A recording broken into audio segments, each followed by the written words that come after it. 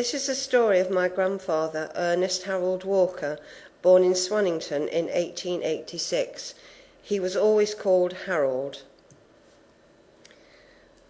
There were 8 sons and 2 daughters in the Walker family.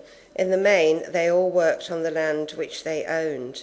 The photograph shows 5 of the brothers. Harold is the one seated. Eventually, Harold met and married my grandmother Elizabeth. They set up home in Swannington with a small holding, with their land adjacent to the historic Swannington Incline. The winding engine which pulled trucks up the incline is now in York Railway Museum, together with some of the original track. I can just remember the incline when it was still working. My grandfather kept animals, including horses.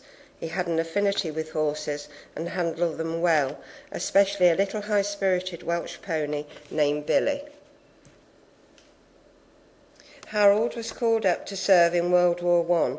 He was sent to Ypres and drove a mule train on the front line. The mules were equipped with huge, heavy harness in order to pull the guns. He had no problem controlling the mules, which, true to their name apparently, could be very stubborn. I think these animals must have been very frightened by the noise of gunfire. The postcard was picked up on the battlefield by my grandfather. He sent it home to my grandmother. It reads, "I picked this up on the battlefield and Mary's little brush and comb," Mary being my mother. The picture shows a lovely tranquil meadow near Heidelberg.